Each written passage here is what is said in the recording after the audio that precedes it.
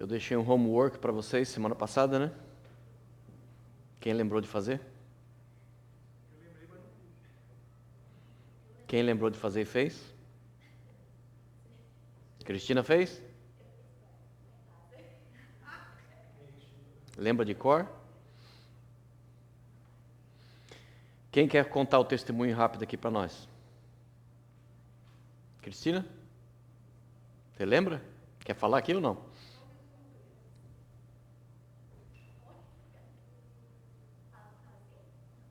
Você que sabe, se quiser falar aí, ou quiser falar aqui. Microfone. Onde tem microfone?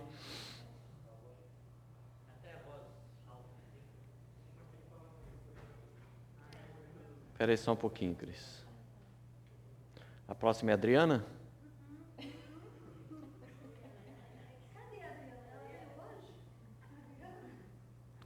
A Adriana estava com muita vontade de contar o testemunho dela.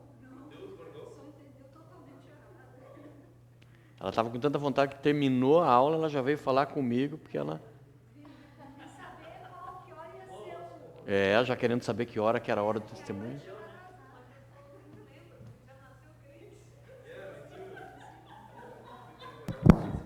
Nasceu crente. O diabo também nasceu crente.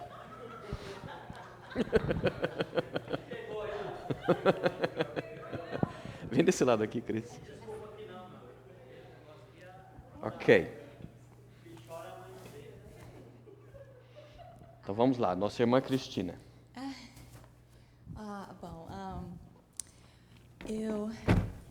Eu comecei a ir para a igreja foi em 1997. O Ryan tinha nascido, tinha 1 ano e pouco. Aí a gente estava numa igreja lá em McNabb, com outro pastor, né, pastor Noé. E eu estava indo, quem chamou a gente foi a primeira vez, né, de conhecer, foi a Rose. A Rose é tia do Akira.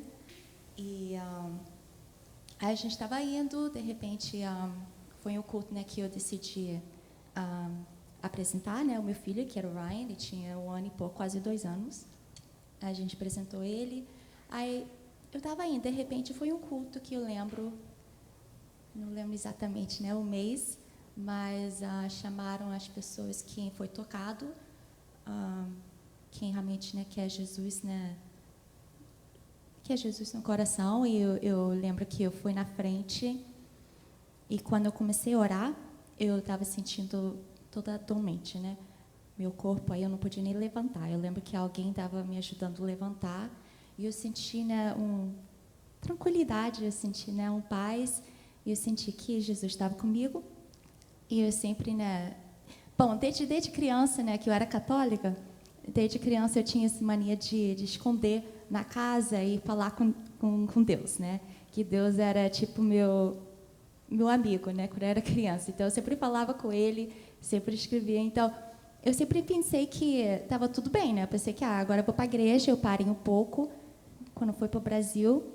Aí eu voltei para a Flórida, eu conheci o Akira e tudo. E eu comecei a ir para a igreja evangélica, né? Igreja cristã. E eu pensei que era tudo a mesma coisa, mas aí naquela noite eu senti diferente. Eu senti, né, que eu tinha aprendido um pouco, né, de Deus. Aí de lá eu comecei, né, crescer mais e mais aos poucos, né.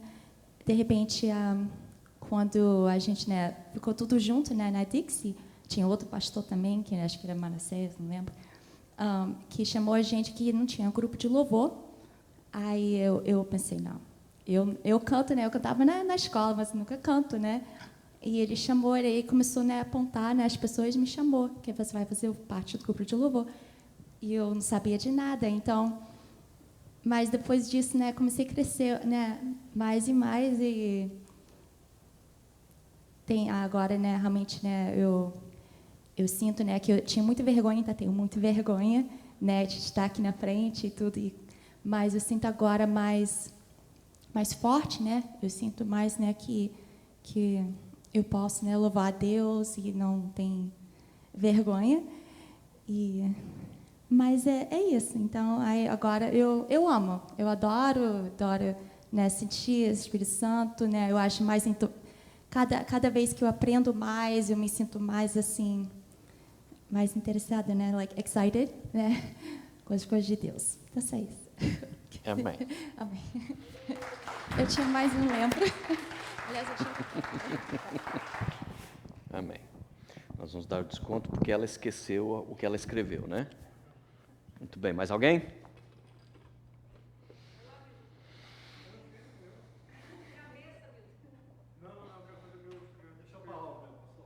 Bem, Robson.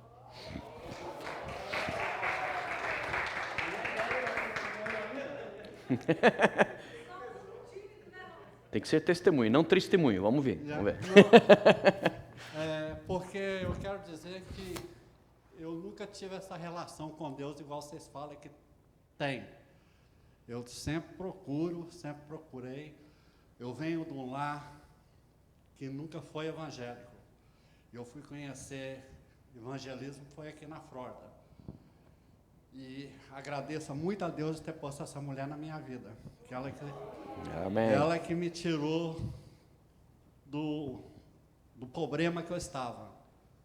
Eu estava com muitos problemas na época. Hoje eu sei o que é tristeza, o que é felicidade. Antigamente eu achava que eu era feliz. Eu não era feliz. Eu apenas sentia que era feliz, mas tinha aquele dentro de mim, eu não era satisfeito. Eu não era completo. Entendendo? E vivi muitas vezes amargurado, contrariado, vi as coisas que eu queria mudar, mas que eu não fazia não passava nem pela minha cabeça o que estava realmente acontecendo. Que a nossa família tinha tudo para dar certo, mas nada dava certo, tudo dava errado. Entendeu?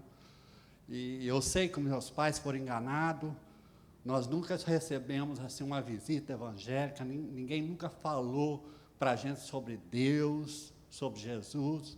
O que a gente sabia sobre a Igreja Católica, e quando tinha, na véspera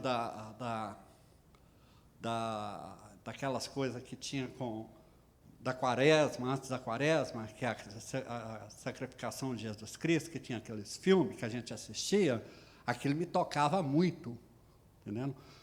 Mas eu não sabia que ele tinha morrido por mim, entendendo? Eu achava que ele tinha morrido uma escolha própria dele. Hoje eu sei o quanto eu sou grato porque Jesus fez pela minha vida. Aleluia. E sinto que ele ainda vai fazer muito mais na minha vida. Eu estou buscando, eu sei que eu ainda estou em dívida com Deus. Inclusive, eu queria até conversar com o pastor a respeito de participar da celebração que você celebra todo começo do mês, mas eu não me sinto ainda digno de chegar perto de Deus e falar: Senhor, tenha misericórdia de mim, tenha misericórdia da minha alma. Eu oro todo dia à noite, peço pelas minhas filhas, peço pelos meus familiares, peço pelos meus amigos, para as pessoas que eu trabalho com elas. Eu trabalho num ambiente super pesado, eu não sei porque que Deus me pôs lá, eu até hoje me pergunto o porquê, porque eu não sou cozinheiro, tá entendendo? Fui aprender a cozinhar lá, mas vejo tantas coisas assim, que eu me identifico com muitos que estão lá dentro. Eu falei, eu poderia ter sido esse rapaz aí, que eu não sou, tá entendendo? Por isso, eu só tenho que dar graças a Deus por ter me tirado do fundo do poço, me posto aqui hoje, para mim estar dando esse testemunho e falar que eu tenho muito a aprender ainda. Eu ainda me sinto um baby, mas eu estou busco de corpo e alma o tempo todo. Eu procuro entender. Ontem a palavra do pastor me tocou assim profundamente. Eu sinto que tem certos pensamentos que às vezes a gente alimenta, que são coisas que realmente leva a gente está achando que a gente está indo para o caminho certo, mas leva a gente para a destruição, entendeu? E às vezes a gente alimenta certas coisas que não é de Deus. E hoje em dia, o que eu peço a Deus: Senhor, se não for da sua vontade, se não for do seu agrado, aparta esses pensamentos ruins de mim, entendeu? Só me enche de alegria, eu estou contente com como eu estou, quero crescer muito mais, quero que o Senhor me use aonde for preciso. Né? Por isso eu estou aqui participando da célula. Eu nem sei se eu sou qualificado ou não, mas eu estou me impondo de corpo e alma, aonde quer que Ele quer que me use, aqui, dali, de qualquer maneira, tá entendendo? Eu não sei aonde, que parte que eu vou ser usado, mas eu só tenho que agradecer, e agradeço muito ao pastor Edilson as orações deles aí no parque, lá, aí, que me ajudou bastante, que hoje em dia eu já não sinto travado de vir na igreja, que antigamente algo me travava de vir, entendendo? Era um empecilho aqui, outra coisa ali, um desânimo, e eu não tinha aquela animação. Hoje em dia eu sinto falta. É a mesma coisa, eu sinto mais falta desse alimento espiritual do que o alimento que vocês dão lá na cantina. Esse não me faz falta nenhuma, mas esse aqui me faz muita falta. Eu gosto dos dois. Pois é, esse me faz muita falta. Então, eu tenho que agradecer a cada um de vocês aí que oraram por mim, que continuam orando. Por favor, continua, que eu ainda estou muito necessitado em oração. E, no mais, agradecer a Jesus Cristo por essa oportunidade. Amém? Amém. Obrigado. Amém. Então vai. 5 minutos. Eu decidi Tá bom. não deixar o medo me dominar, irmãos. Romper de verdade com medo, com vergonha, que um dia, quem sabe, né, Deus quer usar a gente em outras coisas e na hora a gente vai, né, bobear. Não, a gente vai ter que abrir o bocão e dar o nosso testemunho, né, de Jesus. Então eu prefiro dar aqui, que pelo menos está entre irmãos, né? Eu sei que vão zoar comigo depois, mas não tem problema. A gente sabe que é o amor, né? O amor dos irmãos. E o meu testemunho começou... bom, eu acho que, assim, se for falar mesmo comecinho do comecinho, né? É muita coisa, né? Olha o outro lá. 4 minutos já tenho? Oh, meu Deus, aquilo não era testemunho. Você gastou Não, 4 só com uma introdução. É só introdução. Bom, então tá, eu vou tentar ser o mais breve possível. Mas lá no Brasil, meus pais eram católicos, né, ia à igreja, e já criança eu não gostava, sabe, da igreja católica, porque eu detestava esse negócio de confessar, né? Falar o quê? Eu bati na minha irmã, eu menti, eu fiz aquilo, aquilo. Achava muito chato, porque eu pensava, ele não é Deus, por que eu tenho que ficar falando com uma pessoa que eu nem conheço, né? Os meus pecados, né? Isso já era antes da primeira comunhão. Aí depois, mais tarde, já assim mais jovenzinha, eu descobri uma Bíblia, né? Porque católico tem Bíblia, mas não lê. Então eu descobri uma Bíblia e eu abri justamente na parte dos 10 mandamentos, que fala, né, que a gente não tem que adorar ídolo, imagem, né? E eu fui confrontar a minha mãe com isso, né? Mãe, que isso, né? Que fala para não adorar a imagem, e o que o católico faz, né? Adorar a imagem. Aí ela vem, né, com aquela desculpa, coitada, não é assim, a gente tem lá a imagem, mas a gente não adora, a gente só ora, sei que. Então é a mesma coisa, né? Aí então, a partir dali, a partir desse tempo, eu decidi, não, eu vou procurar, né, a verdadeira religião, né, no caso, que eu sabia que não era ali, que Deus não estava nisso, né? Mas a sabedoria é tanta, né, que eu fui para algo pior, né? Eu fui passando por várias coisas, né? Por budismo, por... tinha uma amiga da minha mãe que era macumbaria, mas nunca participava de uma certa forma, que ia lá com a minha mãe fazer os trabalhos, né? Mas no final das contas, eu fui parar no kardecismo, que também é algo muito pior, né? E eu tinha lá o meu livrinho de Allan Kardec, e um dia uma prima minha falou, ela era cristã já, ela falou, na hora, a gente trabalhava na mesma companhia, e ela falou, na hora do break, eu vou trazer minha Bíblia, e você traz seu livrinho, a gente conversa. Aí eu, tá bom, eu nem me lembro direito o que ela falou, eu sei que agora, a última semana, ela estava falando, não, eu falei com você, eu fiz um voto com Deus, fala, se eu estou certa, você vai vir para a minha religião, e se você, no seu espiritismo, estiver certa, eu vou para a sua. Aí eu, tá bom. E acabou, né, eu vindo, né, pro cristianismo, né, porque um ano disso, depois que passou, um ano, depois que ela falou isso comigo, eu vim para cá, né, infelizmente o meu casamento já estava praticamente acabado, aquela época que acabou de acabar, mas quando eu vim para cá, e meu ex-marido ele foi embora, eu fiquei aqui sozinha com o Pedro, né? E eu decidi ficar aqui porque eu decidi que Deus tinha algo para mim aqui.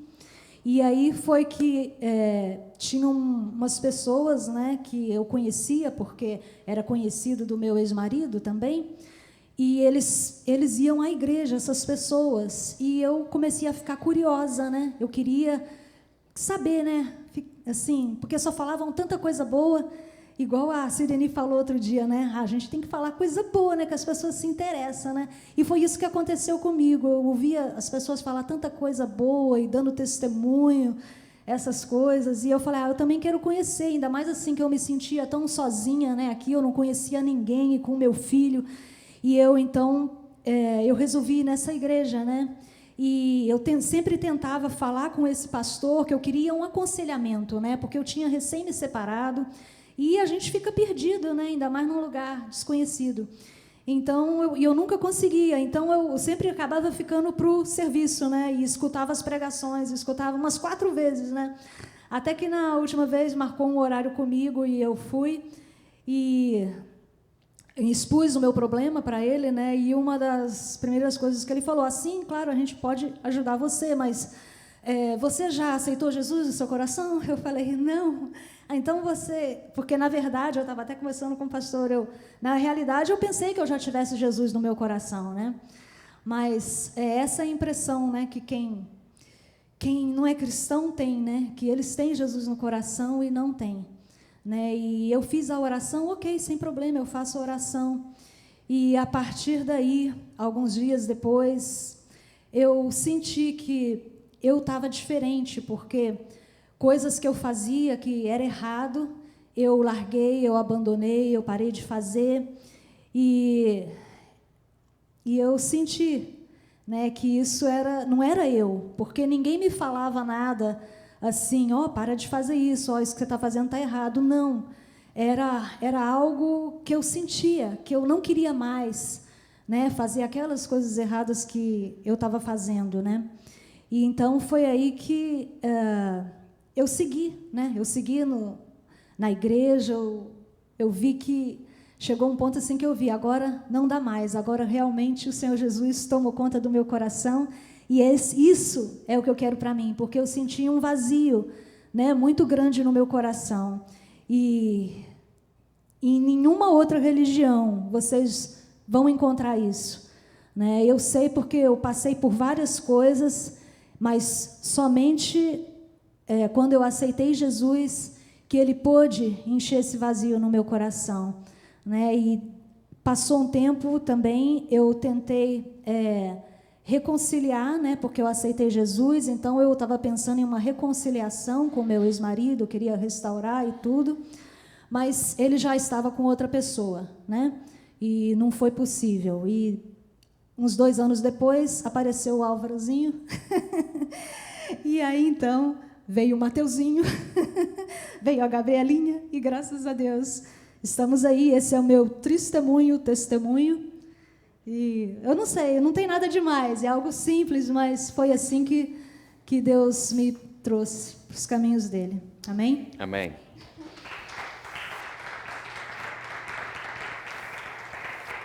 Amém. Então, testemunho é isso, é você contar a sua história, né? É a sua história, cada um tem uma, é diferente uma da outra, mas a gente precisa começar a aprender a falar o nosso testemunho, porque quanto mais falar, mais a gente vai aperfeiçoar isso, né? O que tinha de errado no testemunho da Cris?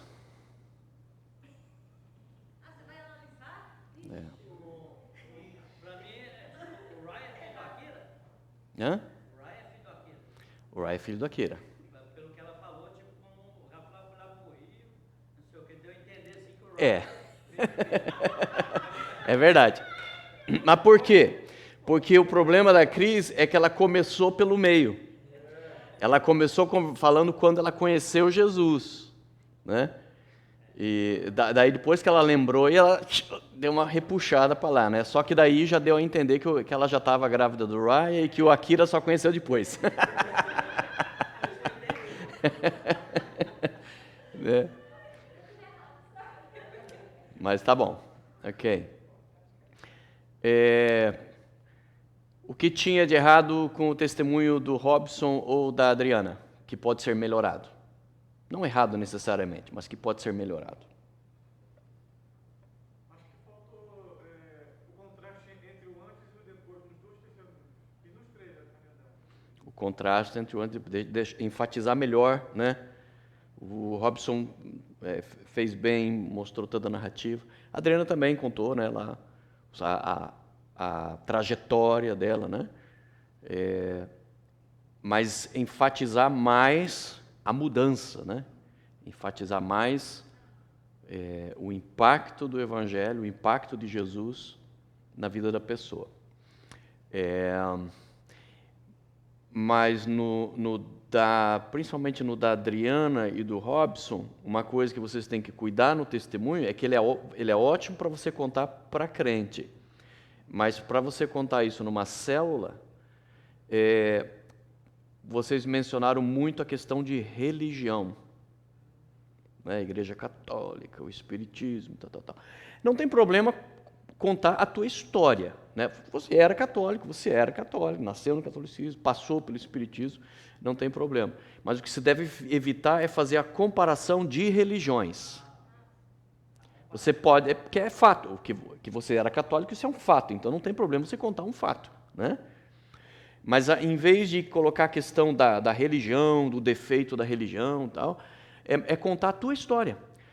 Eu era católico, tal, mas eu não tinha um relacionamento com Deus. Eu passei até pelo espiritismo, mas continuava com um vazio, né? Então, dessa maneira, na verdade, você não está falando mal da religião, você está contando a tua história, de que apesar de você ter passado por religiões diferentes, você não tinha satisfação.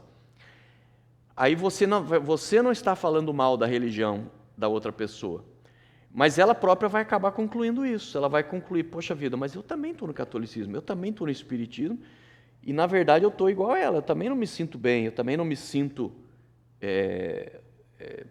pleno, né? Então aí vai ter mais efeito, né? Agora, se for querer fazer algum tipo de comparação, porque eu antes era tal, e daí estava errado, aquilo estava errado, daí a pessoa pode, na verdade, já se fechar. Né? A pessoa pode se fechar e já veio falar mal da minha religião aqui e não se abre. Então, que nem eles falam aqui nessa apostila, fale de Jesus, né? Melhor do que falar, porque eu fui na igreja da McNabb. Não, eu tive um encontro com Jesus, né? Me convidaram para ir numa igreja, né? Não precisa nem mencionar necessariamente que seja uma igreja evangélica, mas nessa igreja me falaram de Jesus, e eu pensava que tinha Jesus. Esse ponto é muito importante, né? Porque o problema das pessoas é exatamente isso. Todo mundo pensa que tem Deus, todo mundo pensa que tem Jesus, né? Então, esse ponto é um ponto importante de enfatizar. Eu pensava que eu tinha Jesus, mas acabei descobrindo que não. Então, isso aí vai dar um impacto na pessoa que está ouvindo. Ok? Mas parabéns pela coragem, e o testemunho é exatamente isso aí. É contar a história de vocês, né? E se para a gente que já conhece vocês, impacta a vida da gente, né? Todos nós aqui ficamos emocionados, todos nós ficamos tocados, quanto mais para quem não conhece Jesus. Então, continua tendo essa coragem. Agora, precisa treinar por quê? Porque o testemunho, da maneira como vocês contaram, para contar na célula ia ser um problema. Por quê? Porque ele ia roubar muito tempo da célula. Né? Lembre que a célula, você tem ali mais ou menos 40 minutos entre o estudo bíblico e compartilhamento. Então, se você gasta ali 10 minutos só para contar o teu testemunho, você já tirou um tempão da célula. Então, o testemunho tem que ser igual aquela música. Ela mata o que ela torce, Eu era ruim, conheci Jesus, fiquei bom. Né? Não, é apenas resumir, porque quando você escreve, você vai se concentrando no que é essencial. Né? Você não vai dando volta. Que nem a Adriana, ela gastou dos 5 minutos, ela gastou 1 só fazendo uma introdução de que ela ia dar um testemunho, né? Então, esse tipo de coisa, se fosse escrito, você ia direto ao ponto, né?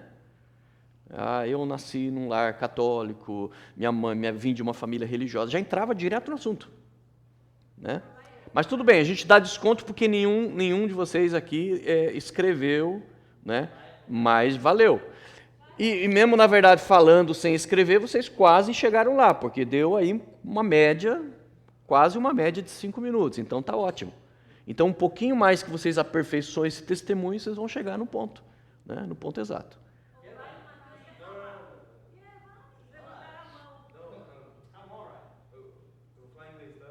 Tá. I had a question, but I already answered myself, so I think I already answered. But I was like, how would I do my testimony since I was already born in a Christian family?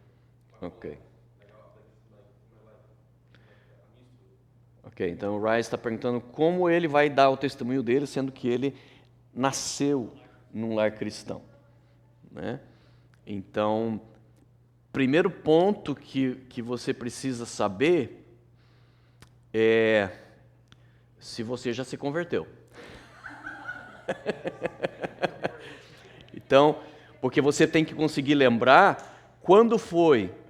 Não, eu nasci num lar cristão, mas teve um momento em que você tomou essa decisão, você tomou.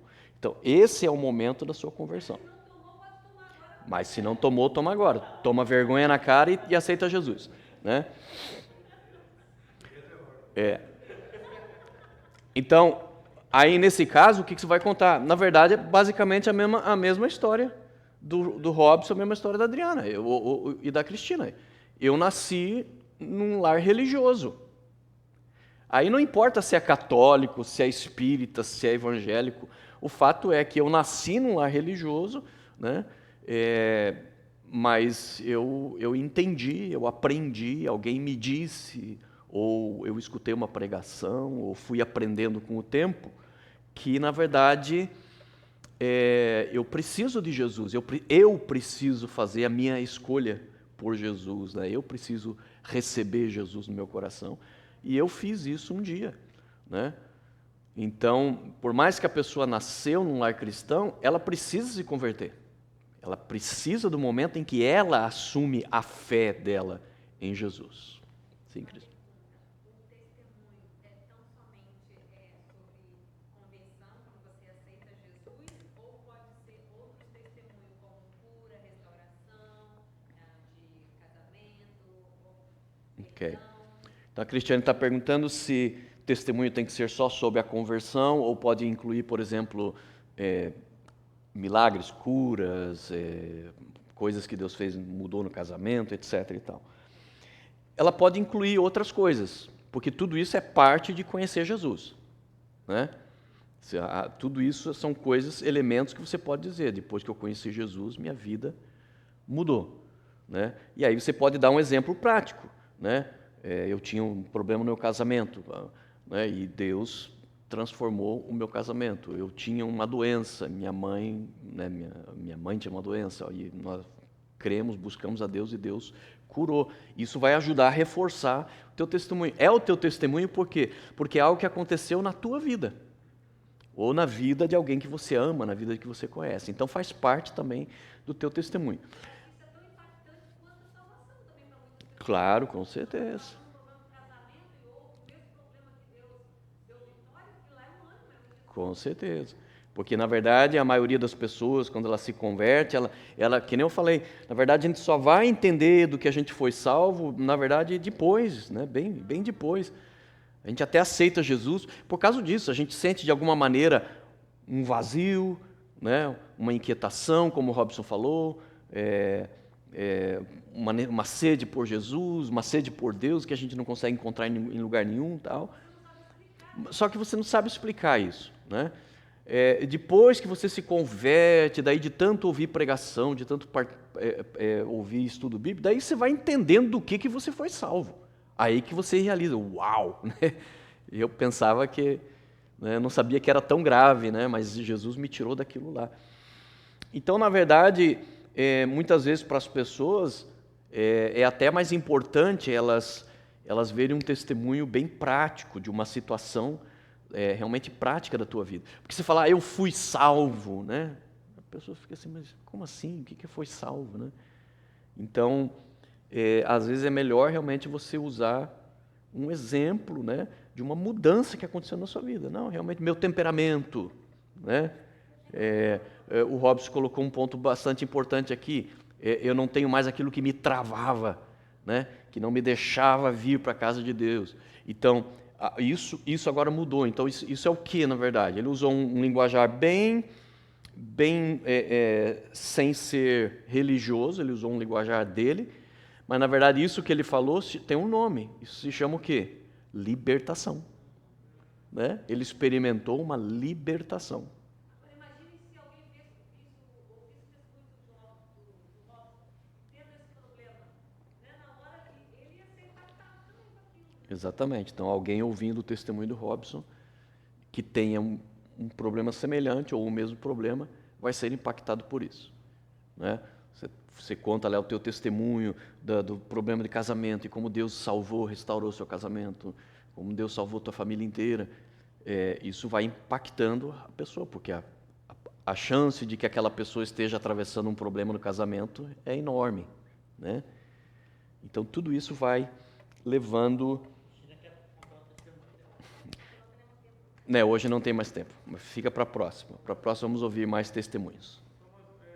Então, nós que nascemos no Brasil, Honduras, países da América do Sul, que é dominado pela Igreja Católica, é difícil dar um testemunho sem dar meter o pau na Igreja Católica, ou pelo menos uma alfinetada na Igreja Católica, porque é como uma libertação quando você sai do Almito disse para nós, especialmente latino-americanos, né, que aonde o catolicismo domina esses países, é quase impossível você falar da tua conversão sem acabar, na verdade, dando uma alfinetada, falando aí do catolicismo.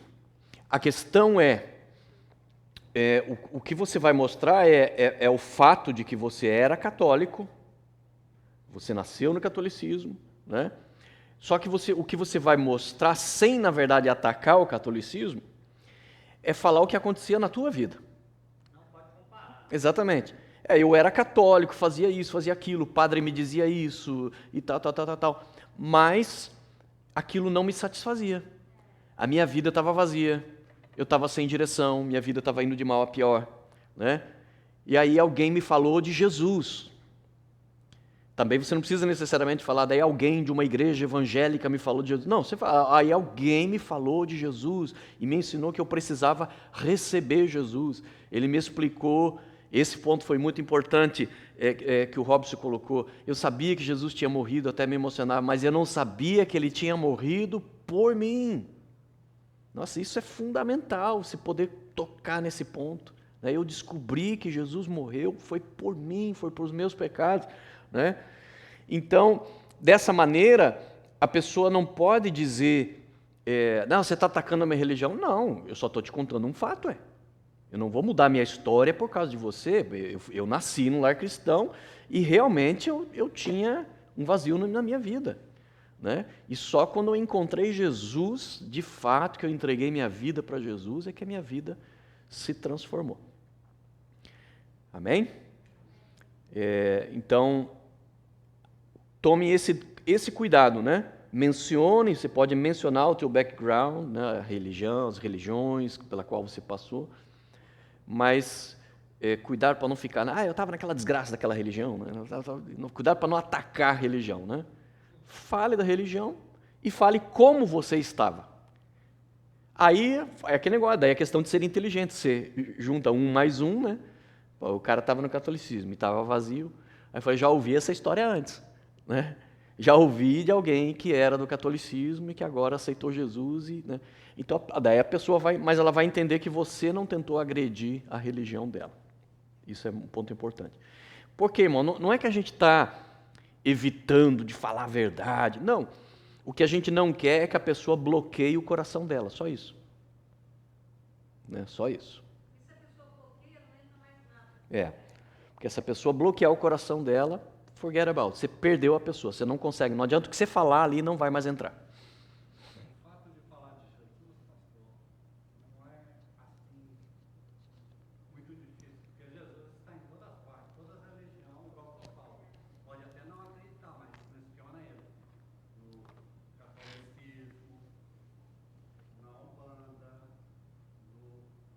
Sim. Catecismo, que as horas antes de começar a ouvir em Deus, né? Todos eles mencionam o nome de Jesus. Só que não seguem o que Jesus Ensinou, exatamente. Eles precisam de Jesus, mas eles não querem Jesus, né? Então, o Hobbes está mencionando que falar de Jesus é fácil no sentido de que a maior parte das religiões tem Jesus, né? Embora, na verdade, eles não sigam de fato o que Jesus ensinou. Mas daí esse ponto é importante. Por quê? Porque daí, por exemplo, o catolicismo tem Jesus, né? Mas a questão daí fica exatamente isso. O fato é que eu não encontrei esse Jesus no catolicismo. Mesmo sem você falar isso, né? A pessoa vai entender isso. Porque ela vai entender, né, que mesmo que a religião que eu estava falava de Jesus, na verdade eles não me deram esse Jesus. Essa que é a questão, essa que é a diferença. Então a pessoa vai entender, é verdade, lá no Espiritismo fala de Jesus, mas eu acabei encontrando Jesus em outro lugar. Então esse ponto que é chave, né? Que a pessoa aí ela vai entender, poxa, é verdade, eu também estou assim. A gente também acredita em Jesus na nossa religião, mas eu ainda não encontrei esse Jesus que eles falam aí, né? Então isso é muito importante. Ok? Bem, vamos para a nossa aula de hoje. Vamos procurar ser bem ágeis aqui. Agora é consolidação. O que a consolidação é? Consolidation é você... é o próximo passo depois que você pregou o evangelho e alguém aceitou Jesus, né? Porque você pregou o evangelho para alguém, lembre-se que você tem que pregar o evangelho, chamar a pessoa para uma resposta, né? Ou seja, fazer o que a gente chama de apelo, né? Para que a pessoa se posicione e ou ela rejeite Jesus ou aceite Jesus. Mas você tem que chamar ela para uma resposta. Você não pode contar o teu testemunho e deixar aquilo no ar e falar, agora você faz o que você quiser com essa informação.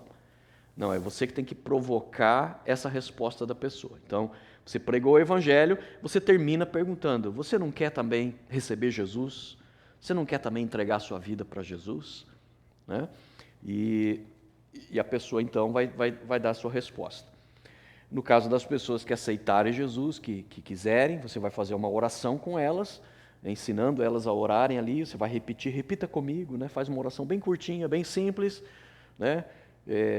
Fazendo a pessoa admitir que ela é uma pecadora, que ela precisa de Jesus, que ela entende que Jesus morreu por ela, exatamente como o Robson disse aqui hoje, e fazendo essa pessoa entender que agora, então, ela está salva em Jesus Cristo, né? Só que, terminou aquilo, a gente tem que lembrar daquilo que eu preguei ontem, que Jesus falou do primeiro ponto da parábola do semeador, que é a semente que cai na beira do caminho. A evangelização que você fez não é que ela não foi verdadeira, e também não significa que a pessoa realmente não entregou sua vida de verdade para Jesus. O problema é que aquela semente ali é uma semente que ela está ainda na beira do caminho, ela está muito na superfície. Então, o diabo, você acha que o diabo, uma pessoa aceitou Jesus aqui hoje, você acha que amanhã ele não vai tentar desencorajar essa pessoa? Amanhã nada. No que você saia dessa pessoa, né, que a pessoa vira as costas e entra no carro dela, o diabo já vai começar a tentar. Né? Que besteira é essa que você fez? O que é isso que você está fazendo? Né? Ele vai tentar desvirtuar a mensagem. Então, o que a gente tem que fazer? A gente tem que evitar que o diabo consiga roubar a semente que você acabou de jogar ali. E isso a gente faz através da consolidação.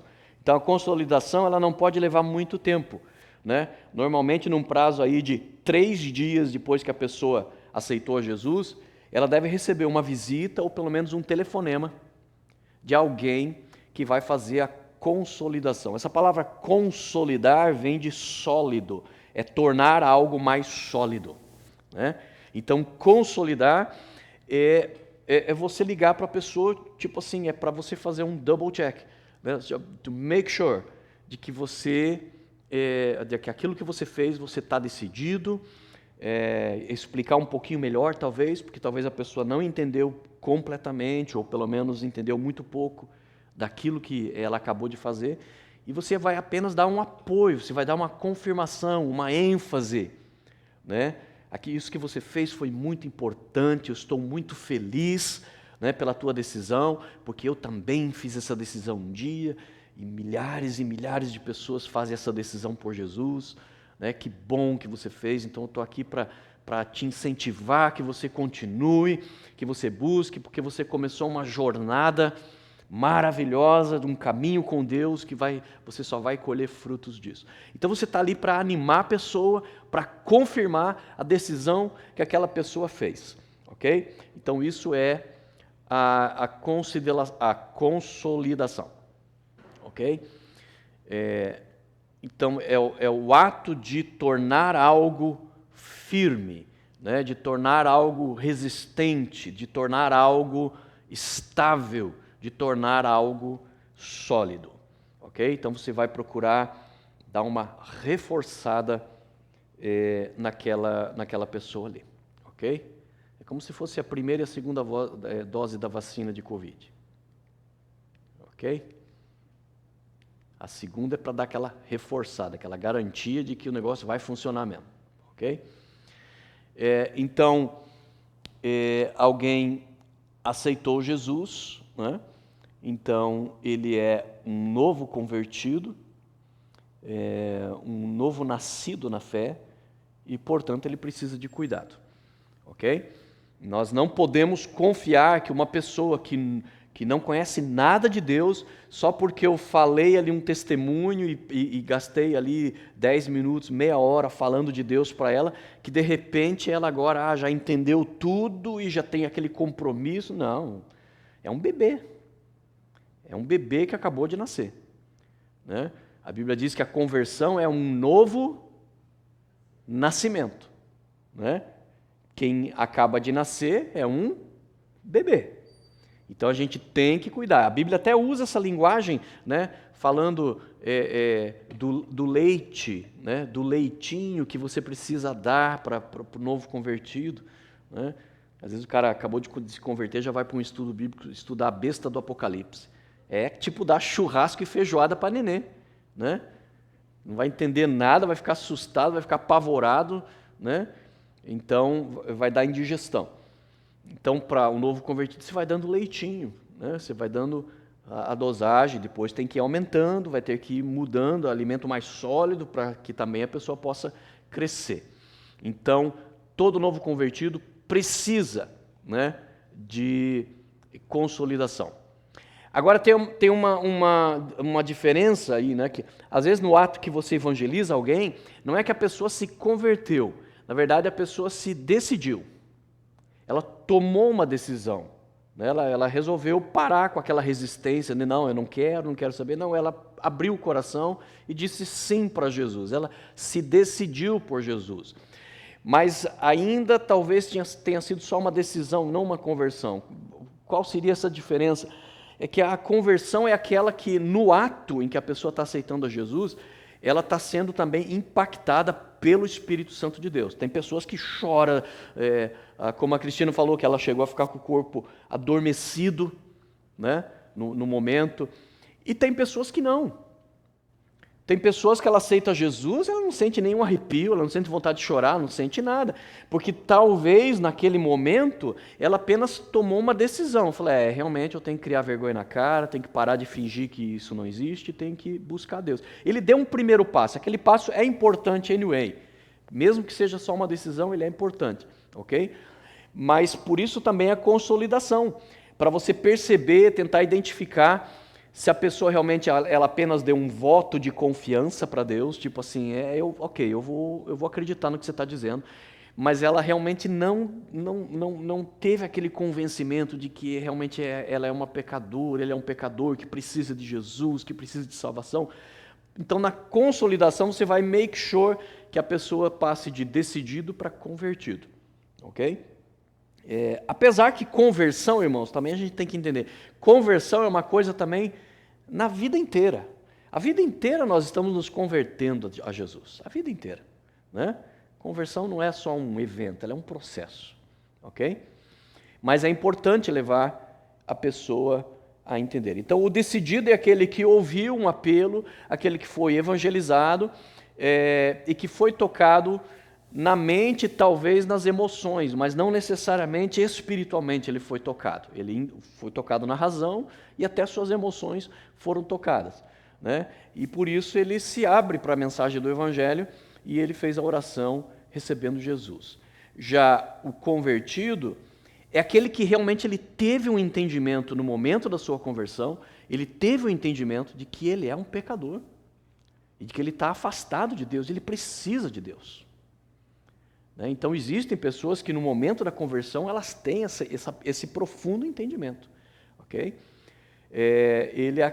Naquele momento, ele acredita 100% em Jesus, ele regret, né? Ele lamenta pelo seu passado, ele se arrepende profundamente, ele confia em Jesus e entrega realmente sua vida para Jesus. Ele não faz só uma oração, ele se entrega para Jesus. Tá? Mas, de qualquer maneira, qualquer um dos dois é positivo. Né? Qualquer uma das duas, seja se a pessoa apenas se decidiu, é positivo anyway, porque ela está dando um primeiro passo. Ok? O objetivo da consolidação é checar, né?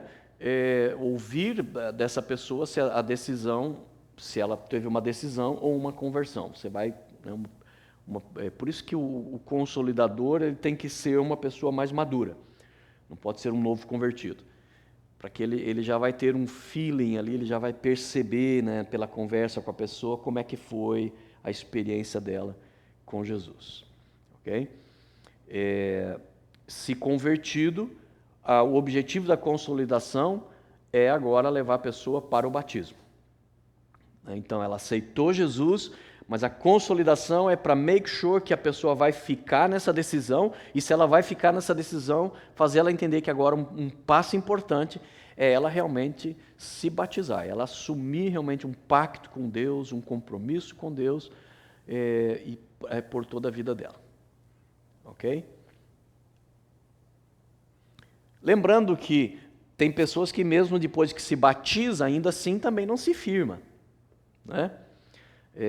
Mas é muito importante que você leve a pessoa a se batizar. Mas não direto da conversão, da evangelização para o batismo.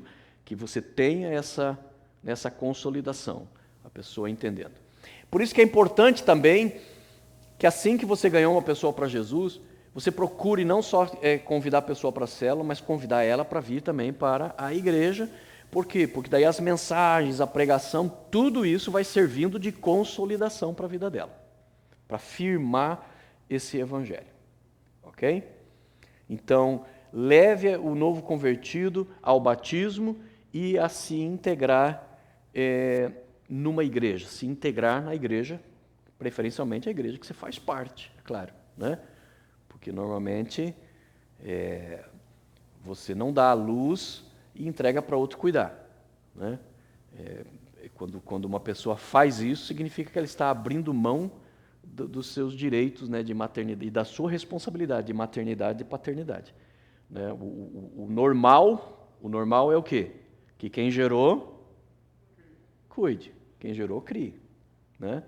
Então, da mesma maneira, se você ganhou aquela pessoa para Jesus, você precisa grudar naquela pessoa ali, ajudar nessa consolidação. Não que necessariamente o consolidador, que vai fazer aquela ligação ou vai visitar a pessoa até 3 dias depois, necessariamente seja você, né? Porque é bom que seja feito por uma pessoa mais experiente. Mas se você ganhou aquela pessoa para Jesus, você vai ter um papel importante na consolidação, no sentido de continuar ajudando aquela pessoa, incentivando, convidando aquela pessoa agora para vir para um culto, e incentivando ela realmente a que ela se batize, assim por diante. Ok? Alguém tem alguma pergunta? Então, com o batismo, você termina o papel da consolidação, mas não termina o papel de amadurecer aquela pessoa. Você terminou a consolidação. Agora, a pessoa, uma vez batizada, você inicia o processo de discipulado. Então, daí o processo de discipulado já é para alguém que já realmente aceitou Jesus, aquela pessoa está firme, ela já se batizou, então agora você vai procurar discipulá-la. Porque quando Jesus nos fala lá em Mateus 28, ele não nos mandou, vão simplesmente e preguem o Evangelho. Na verdade, na versão total daquilo que Jesus falou, ele disse, vão e façam discípulos. Então, Jesus não disse que o trabalho está acabado quando você simplesmente pregou o Evangelho, né? Ele disse que você tem que pregar o Evangelho, aquele que crê será salvo, aquele que não crê já está condenado anyway, né? Mas aquele que acabou de crer, você não terminou, você não pode dizer, ok, God, I'm done, né? Terminei meu trabalho, não tem mais nada a ver com essa criatura aí. Não, o que Jesus disse é que a nossa função como cristãos é fazer discípulos. Então a gente tem que continuar incentivando, trabalhando aquela pessoa, levando aquela pessoa ao crescimento. Em Atos 9, 1 a 19, nós temos a conversão do apóstolo Paulo, ou a conversão de Saulo de Tarso, né? O nome dele original, Saulo. E com esse processo da conversão de Saulo, a gente vê bastante o funcionamento da consolidação. A gente tira várias lições bem interessantes ali. A história de Saulo de Tarso, para quem não conhece, ele era um homem muito religioso, porém que não tinha conhecido a verdade de Deus, né? Apesar de ser muito religioso, como foi o testemunho aqui dos nossos irmãos hoje. Então, Saulo era um homem também religioso, mas que precisava de Jesus. Ele, na verdade, na religião dele, ele achou que o cristianismo era um erro, era uma coisa totalmente errada, era uma deturpação da religião dele, que era o judaísmo. Então, ele não fazia isso por maldade, mas ele fazia isso entendendo que ele estava fazendo um serviço para Deus. Ele começava a perseguir os cristãos, porque ele queria eliminar o cristianismo, porque ele achava que aquilo era do diabo, era uma distorção da religião dele, né? Então, para ele, Jesus não era nada, Jesus era só um criminoso que morreu numa cruz. E, de repente, numa das viagens que ele estava fazendo, indo para o caminho da cidade de Damasco, ele teve um encontro com Jesus, né? Jesus apareceu uma luz na frente dele, ele ficou cego, ele caiu no chão e ele ouviu uma voz, né, que dizia, Saulo, por que você está me perseguindo? E a voz respondeu para ele, o que foi mesmo? Ninguém lembra. Eu sou Jesus a quem você está perseguindo, né? Ele perguntou, quem és tu, Senhor? Eu falei, eu sou Jesus. Eu sou aquele que você está atrás, que você está perseguindo, tentando eliminar. Então imagina o impacto disso na vida de Saulo, né? Aí o que acontece? Saulo está agora ali atordoado, né? Ele descobre que a vida dele está totalmente errada, né? Num instante ele descobre, meu Deus do céu, eu pensava que o cara era um assassino que estava morto, um bandido que estava morto, ele está falando comigo aqui, eu fiquei cego, apareceu essa luz, quer dizer, mostra que ele tem um poder extraordinário, por isso ele pergunta, quem és tu, Senhor? Quem és tu, Senhor? E Jesus responde, sou eu sou Jesus a quem você persegue. E aí Jesus dá instrução para ele, né? Ele diz ali, levante-te, entre na cidade e alguém lhe dirá o que você deve fazer. Então, interessante isso. Deus está dando instrução para um novo convertido, né? O que eu vou fazer agora, né? Eu descobri que eu sou um pecador, eu pensava que eu estava tudo direitinho. Exatamente a nossa vida. A gente pensa que está tudo certo, que está tudo bem, e na verdade está tudo errado, né? E de repente, naquele momento que a gente descobre, também é um momento de confusão. É um momento onde o diabo também pode entrar e fazer muita confusão, porque você está ali atordoado. Nossa, tudo que eu criei na vida estava errado. E naquele momento, então, Jesus dá a instrução para ele. Fala, levante, entra na cidade, e ali na cidade alguém vai dizer para você o que você deve fazer. Ou seja, Jesus está dizendo, você não tem condição de figure out by yourself. Você não tem condição de descobrir por si mesmo o que você tem que fazer. Você tem que seguir a orientação de alguém. Alguém vai te dizer. Ele não disse um anjo, eu vou continuar falando aqui do céu para você. Não, ele falou uma pessoa. Né? Então, pessoas vão ser usadas por mim para te guiar nesse caminho. Então, isso é importante a gente entender na consolidação. Que a pessoa aceitou Jesus, agora o Senhor cuida dela. Não, Jesus está dizendo, não, eu vou usar pessoas para ensinar essas pessoas o que eles têm que fazer. Então, nós temos esse papel importante de não só ganhar a pessoa para Jesus, mas dizer para elas o que elas têm que fazer. Porque elas não sabem. Elas não sabem orar, elas lêem a Bíblia e não entendem nada. Né? Então, nós temos essa função de dar essa orientação ao recém-convertido. A segunda lição que nós aprendemos no versículo 8 é que Saulo levantou-se do chão, abriu os olhos e não conseguia ver nada. Ele realizou que estava cego, né? E os homens o levaram pela mão até Damasco. Então, de novo, você vê o papel do novo convertido, como ele realmente precisa ali, né, de alguém que lhe diga o que ele tem que fazer, e pegue ele pela mão e leve a ele a fazer o que ele precisa fazer. Então, esse é o papel da consolidação, é nós levarmos essa pessoa. Essa pessoa está cega ainda, por mais que ela aceitou Jesus hoje, você acha que ela já entendeu tudo? Não, ela ainda está cega.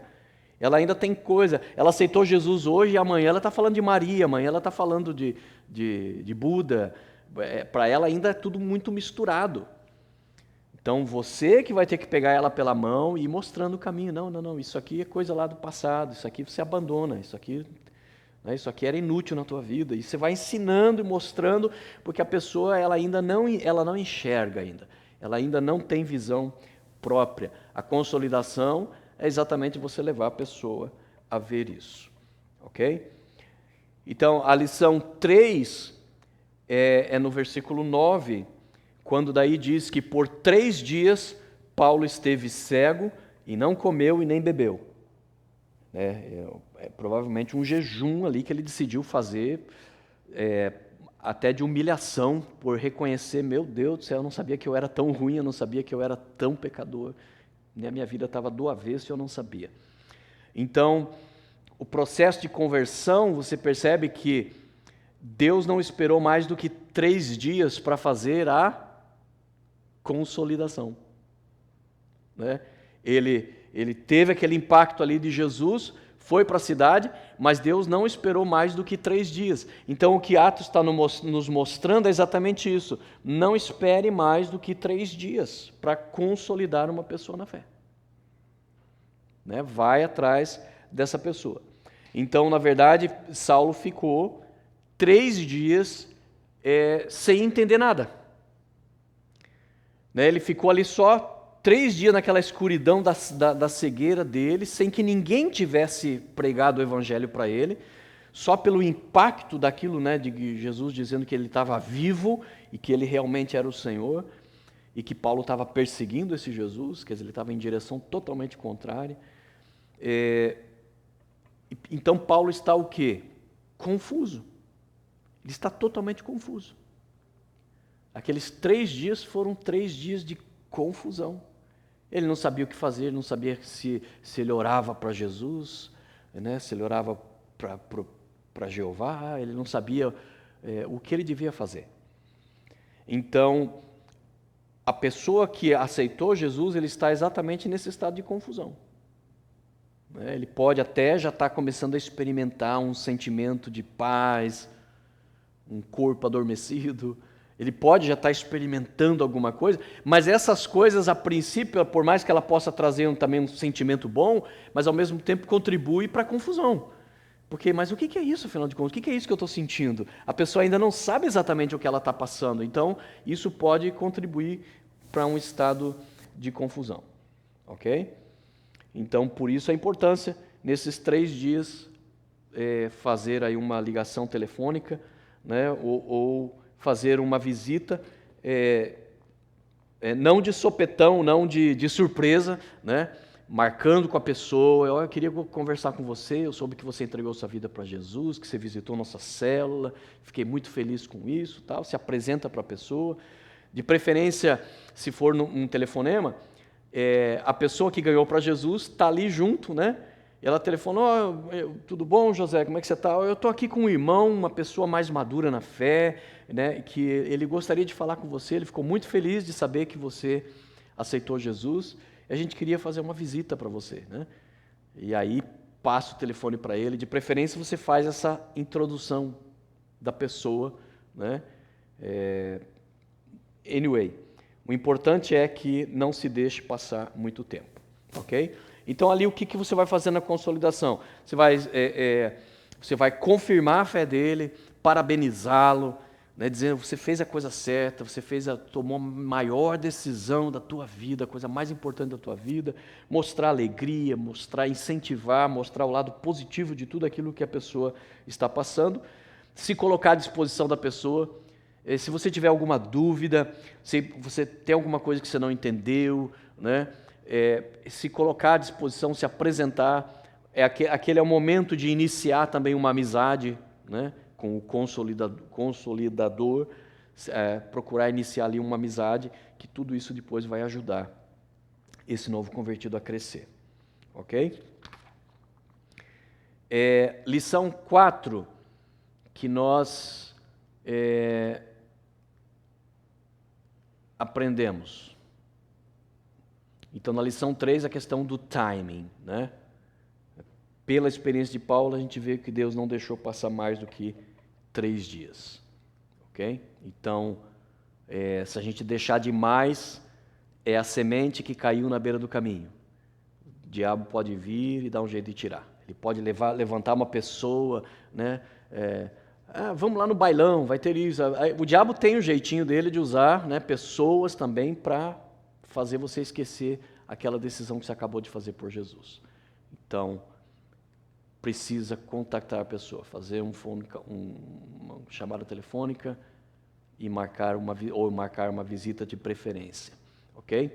Daí na lição 4, o que nós temos ali é a Bíblia dizendo assim: naquela cidade, em Damasco, onde Paulo entrou e ficou ali cego, estava 3 dias sem comer, cego, né? A Bíblia diz assim: em Damasco havia um discípulo chamado Ananias.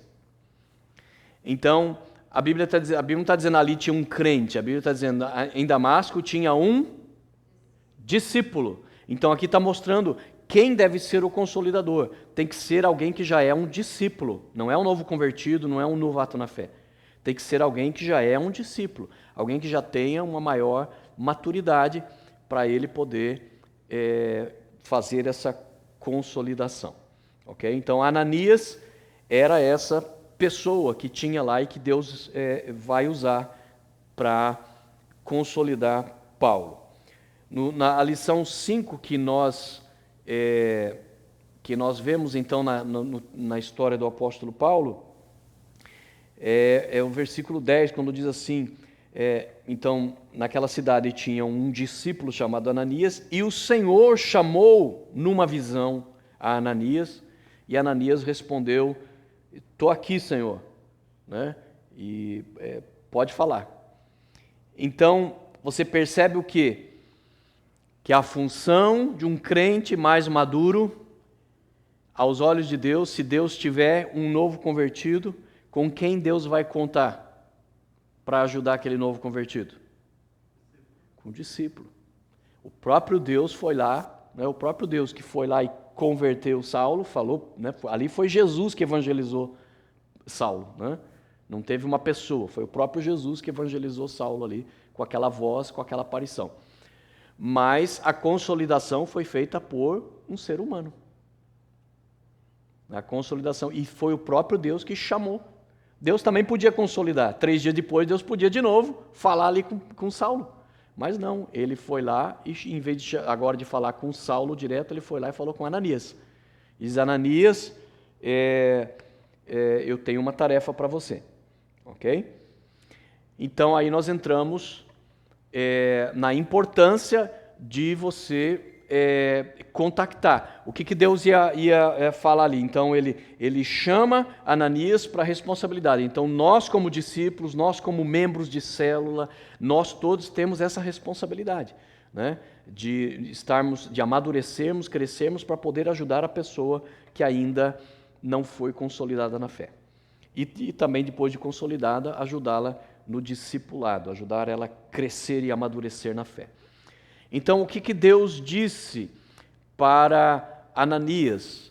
Né? O Senhor chegou lá e disse, vá, Deus deu toda a instrução, vá à casa de Judas, na rua chamada, olha só, Deus deu até o nome da rua, né? Vai na casa de Judas, na rua que é chamada direita, né?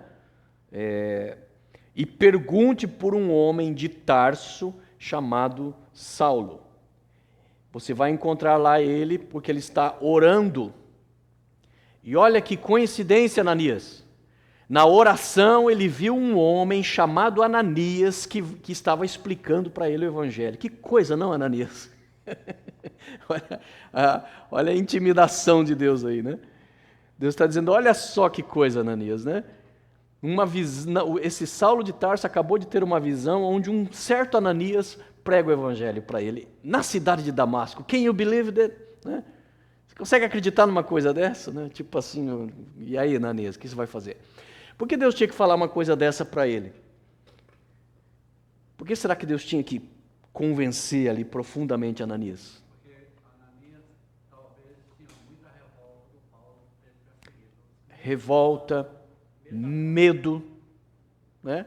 Ananias podia ter revolta, lógico, ele podia ter um parente, um amigo que foi preso por esse cara, foi morto por ele, né? Ou medo, né?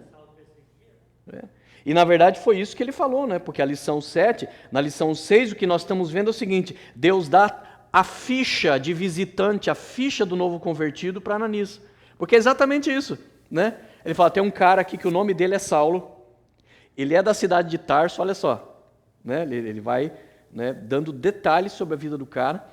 Ele está na casa de fulano e o endereço é esse aqui. Ele só não deu o telefone porque não tinha inventado o telefone ainda. Então, em outras palavras, a importância de eu ganhei uma vida para Jesus, eu já passo essa informação para o consolidador. Tem um cara aqui chamado José, ele mora em Hollywood, na casa número tal. Você passa a informação para ele, era exatamente o que Deus fez. Deus evangelizou ele, Jesus evangelizou ele, e Jesus está passando a ficha, né, de novo convertido ali para Ananias. Então, a importância de nós sermos ágeis na comunicação. Ganhou uma pessoa para Jesus, imediatamente contacte o consolidador. Né? Primeiro já contate na mesma hora, já contate no mesmo dia. Primeiro para que você tenha um a mais para orar por aquela pessoa. Me ajuda a orar aí porque eu acabei de ganhar uma pessoa para Jesus. Vamos orar para que o diabo não ataque essa pessoa, não tenha vitória, né? E aí você, está aqui os dados dessa pessoa, você liga para essa pessoa para ajudar na consolidação. Ok? Se você já é um crente maduro, se você já é um discípulo, você mesmo que ganhou a pessoa, você também pode fazer a consolidação, não tem problema nenhum com isso. Ok?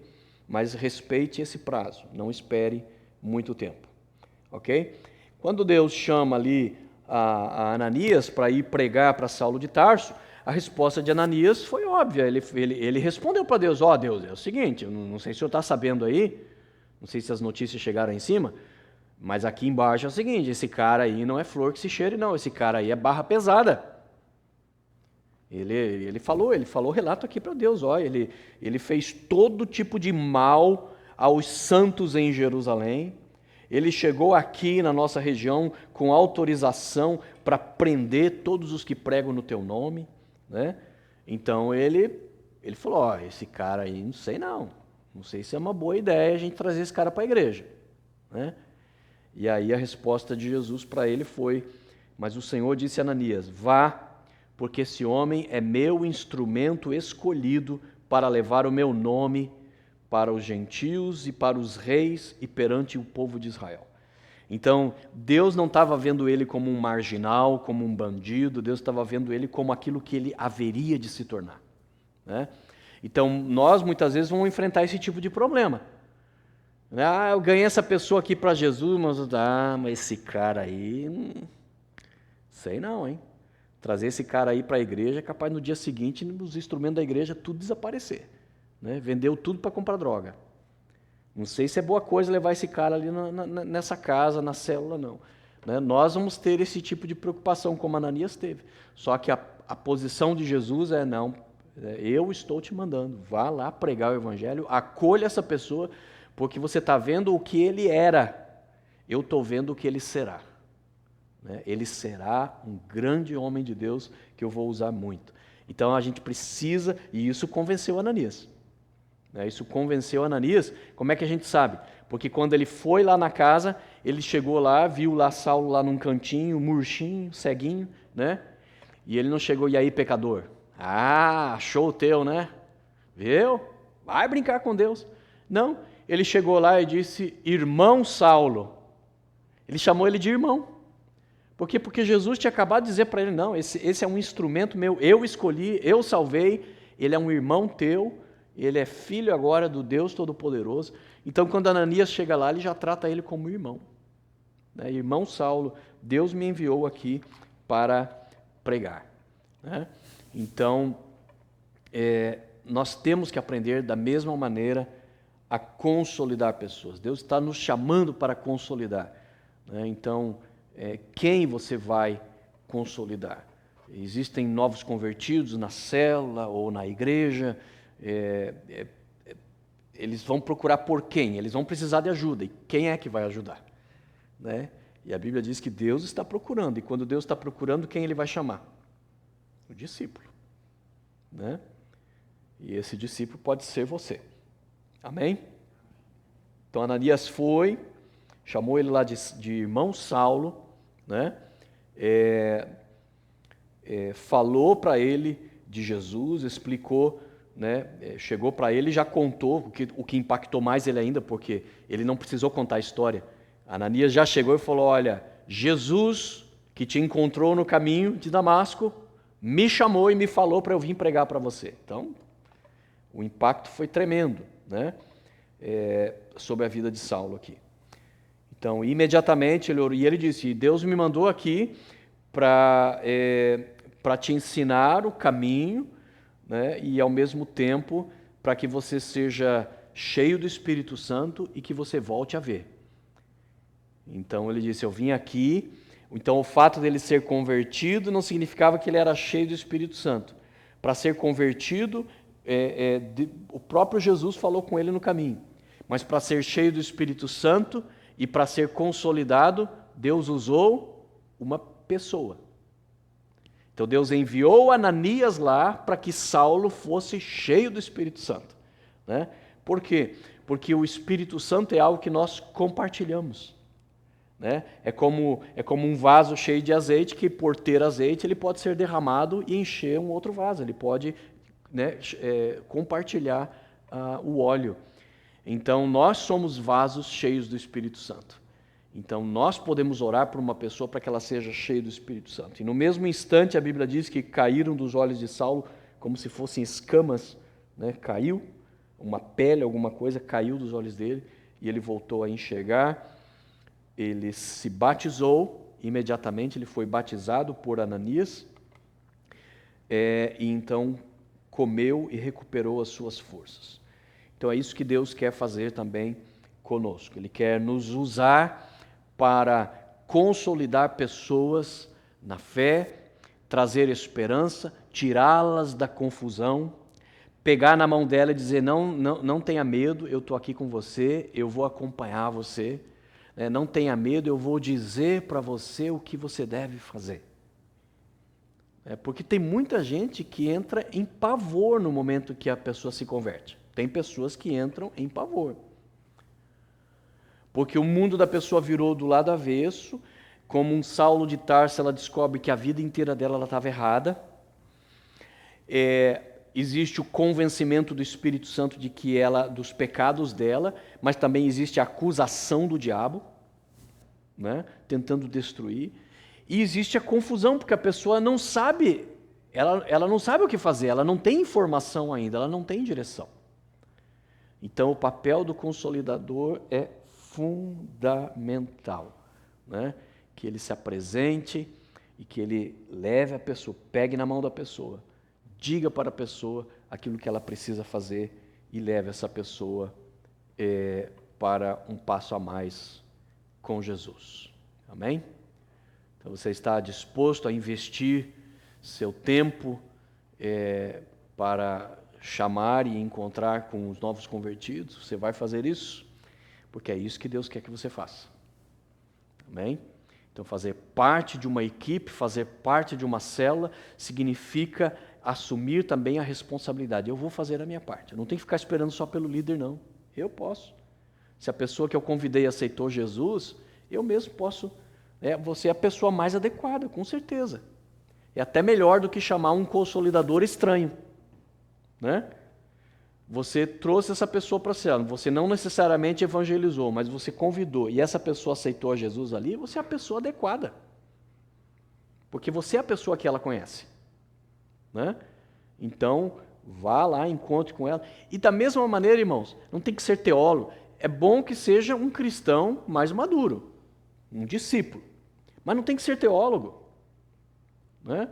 Da mesma maneira como o testemunho, né? O testemunho, testemunha aqui, como a Adriana diz, não é grande coisa. Como não é grande coisa? É a história de uma transformação de uma vida. É a história de um destino que ia para o inferno e agora está indo para o céu. É uma enorme coisa, um testemunho poderoso, né? O testemunho do Robson, o testemunho da Cris aqui, testemunho poderoso. E na consolidação, uma coisa que você pode fazer é justamente contar o teu testemunho para aquela pessoa. Né? Se você não foi aquela pessoa que evangelizou, você só convidou a pessoa para a célula, e na célula ela aceitou Jesus, no dia seguinte, ou no máximo 3 dias depois, quando você liga para aquela pessoa, ou vai visitar para fazer a consolidação, você já aproveita e conta o teu testemunho. Né? E vai ouvir a pessoa, tirar a dúvida. Por que você não tem que ser um teólogo para fazer a consolidação? Por que você não tem que ser um teólogo? Primeiro porque daí, se for um teólogo, provavelmente você vai confundir mais do que explicar. Porque do jeito que eu estou aqui, eu acho que a câmera não me pega, né? Se você for colocar um teólogo, vai usar um linguajar complicado, não vai levar a lugar nenhum. Em segundo lugar, a pessoa que se converteu, você acha que ela vai ficar fazendo perguntas complexas? Nada. É pergunta de bebê, que ela não entende nada. Né? Ela não entende nada. Então, as perguntas que ela vai fazer, as coisas que ela vai colocar, com certeza, você que já tem um pouquinho mais de experiência com Jesus, você vai estar apto de ensinar essa pessoa. Às vezes você vê um bebezinho de 10 meses, 1 ano, que está começando a andar, e às vezes o irmãozinho que tem 4, 5 anos, ali de mão dada com ela, ou ajudando, né, caiu, o próprio irmãozinho vai lá e levanta. Não tem que ser necessariamente um adulto, basta ser um pouquinho mais crescido, um pouquinho mais de experiência, você já pode começar a ajudar. Sim, Robson. Mas você tem que estar preparado, porque o inimigo ele é astuto. Ele pode pôr perguntas que podem confundir você na hora da conversão. Você tem que estar preparado para não cair em contradição. Eu já vi muitas pessoas tentando evangelizar pessoas também, e na hora que faz aquilo que estou falando, eu não responder, procurar a resposta certa, para não dar aquela coisa da pessoa, você não sabe o que você está falando. Exatamente. Então, o Robson está colocando um ponto de que é preciso preparação, porque o diabo é astuto e ele pode levantar questões ali, né, para confundir. Como no caso lá de Paulo, que estava tentando evangelizar o governador, né, Félix, agora, ou Festo, agora não lembro. Ele estava evangelizando, e não necessariamente o governador estava ali fazendo questões, mas tinha um maldito de um mágico lá, o Simão lá do lado lá, que ficava perturbando, ficava enchendo o saco ali, né? E Paulo teve que repreender ele, né? Então, às vezes também o diabo vai usar uma outra pessoa, né? Você vai visitar lá a pessoa, às vezes a pessoa mesmo que aceitou Jesus não tem problema nenhum, mas às vezes a mãe dele está lá falando bobagem, né? Então, é verdade. Com certeza, o crente tem que estar preparado sempre. Nós temos que estar preparado para evangelizar, nós temos que estar preparado para criar os nossos filhos no temor do Senhor, nós temos que estar preparado, porque a gente nunca sabe, às vezes um carro ali atropelou uma pessoa, a pessoa está nos últimos momentos de vida, você é o único crente por perto, né? Você tem que estar preparado para evangelizar aquela pessoa. O crente sempre tem que estar preparado, o crente sempre tem que estudar a Bíblia, o crente sempre tem que estar na igreja, justamente por causa disso, porque não é all about me.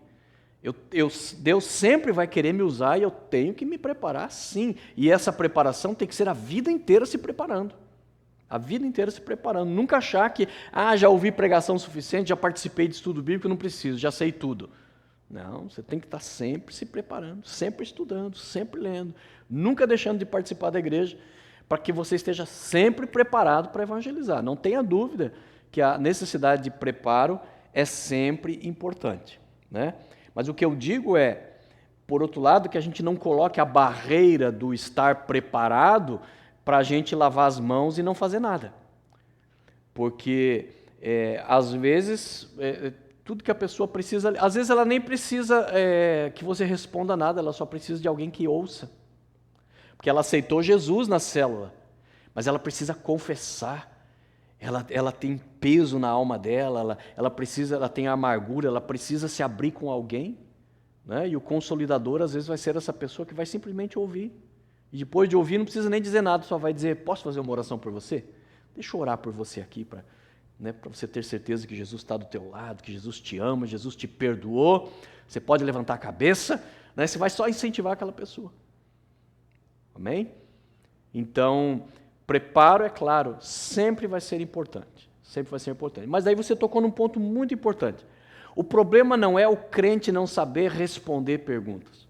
O problema é a falta de humildade, de não admitir que você não sabe alguma coisa, né? Porque não tem nada de errado a pessoa te fazer uma pergunta e falou, olha só, rapaz, interessante. Aí você até aproveita, né? O cara acabou de aceitar Jesus aqui, você está fazendo a consolidação, e a pessoa vem com uma pergunta que você não sabe responder. Você pode usar aquilo ali. Porque você pode dizer, uau, que pergunta inteligente. Olha só, eu acho que Deus vai te usar muito, hein? Porque olha só, eu que já sou mais velho que você na fé cristã, nunca pensei nisso. Então Deus vai te usar, porque olha só, que inteligência que você tem. Então você já aproveita e usa aquilo. É o judô, você usa o golpe da pessoa contra ela mesma, né? Mas ser honesto. E falou, e essa pergunta é tão inteligente que eu não sei responder, né? Mas eu tenho certeza que tem resposta. E eu vou ajudar você a achar essa resposta. Você pode até falar à pessoa, vamos fazer o seguinte, por que você não vem comigo no culto domingo e a gente pergunta para o pastor? Pronto, você já fez o convite para a pessoa, né? Já aproveitou a pergunta da pessoa. Então é tudo uma questão de tato, uma questão de sabedoria, e tudo se contorna. Não faça a besteira de fingir que você quer, que você sabe uma coisa que você não sabe. Seja honesta, a melhor coisa. Pronto, a pessoa ela vai perceber o quê? Honestidade em você, né? Vai perceber que você não está tentando enganar ela. Porque não tem coisa pior, né? Você já está meio assim, meio confuso. Você aceitou Jesus, mas agora no domingo, mas agora já é terça-feira, e você, rapaz, será que eu fiz a coisa certa? Será que eu não, né? Será que eu realmente tinha que ter feito aquela oração? Aí vem esse cara me visitar. Aí eu pergunto um negócio para ele, eu vejo que o cara está me enrolando, daí a confusão só aumenta. Agora, se eu vejo que eu estou lidando com uma pessoa honesta, que está falando, olha, eu não sei responder isso que você está falando não, mas a gente pode procurar junto por essa resposta, né? Tá bom? Então o problema não é a gente não saber responder tudo, né? O problema é, na verdade, a experiência de crentes que tentaram depois ficar enrolando, né? Tentar, ali faltou humildade, faltou reconhecer que não sabia, né? Então não tem problema, a gente não tem que saber tudo, ok? Mais alguém? Mais algum ponto? Vocês estão doidos de ir para a cantina, né? Amém? Vamos ficar de pé, vamos orar e agradecer a Deus, então. Então, escreva o teu testemunho. Se você que testemunhou hoje aqui não escreveu, escreva. Escreva exatamente isso que você falou e vai analisando. E você mesmo vai percebendo. Eu podia, né? A Cristina, eu comecei pelo meio, então eu tenho que começar pelo começo, né? Então, vai preparando, vai vendo aqui. Eu estou falando muito contra o catolicismo aqui, então como é que eu poderia reformular esse meu testemunho aqui e tal, né? E aqueles que não fizeram, façam, porque outros testemunhos serão chamados aqui, ok? Eu não estou com a chave. Já dei o meu testemunho, pastor. Eu já dei. Você já deu? Você deu quanto? 30 anos atrás?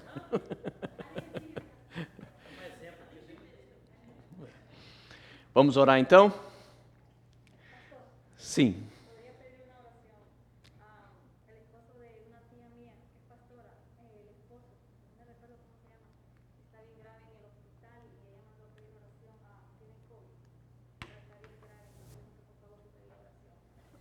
Ok. Qual é o nome dela? Dela ou dele? Ok. Ela é o que? Amiga de que?